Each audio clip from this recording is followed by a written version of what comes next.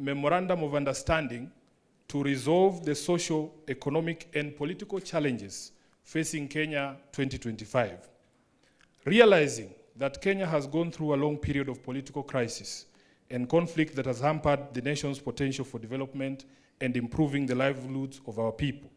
Noting that such crises have often resulted into demonstrations by our people demanding their rights, with the state often resulting to brutal suppression of such demonstrations that unfortunately lead to loss of life as well as property.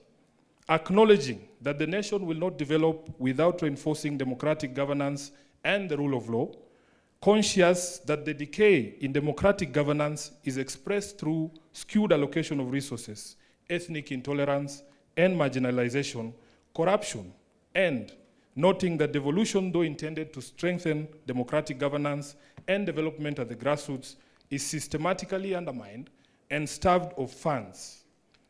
Now, therefore, His Excellency President Dr. William Samoei Ruto, CGH, and the Right Honorable Raila Odinga, EGH, being the party leaders of the largest political parties in Kenya and bearing the greatest political responsibility, acknowledge the need in setting up a broad platform for collaboration and cooperation between all political forces and other stakeholders in the Kenyan society to address these long-standing challenges that threaten our nationhood.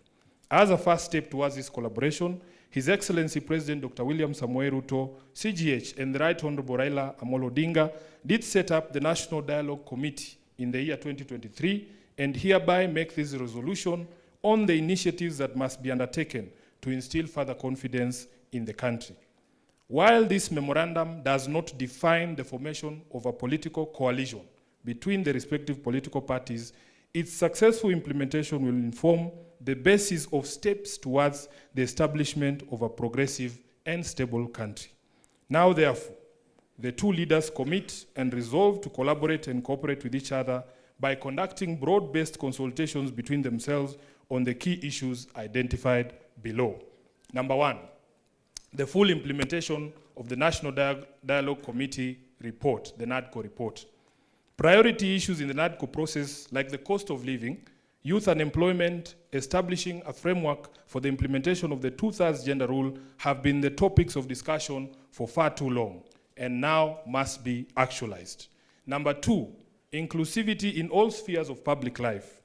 Kenya belongs to all persons, regardless of their ethnicity, religion, generation, or geographic location. All Kenyans are equal and all are entitled to an equitable budgetary resource allocation and opportunities in public appointments. Further, though the Constitution of Kenya is clear on the rights of minorities and the marginalized people in the country, not enough has been done almost 15 years later to uphold these rights by fully implementing the provisions of the Constitution. Third, protecting and strengthening devolution. Devolution must continue to be protected from any possibility of clawback on devolved functions, and more effort must be put at devolving all funds allocated to a devolved function, increasing budgetary allocation to counties, and ensuring the timely and predictable disbursement of devolved funds.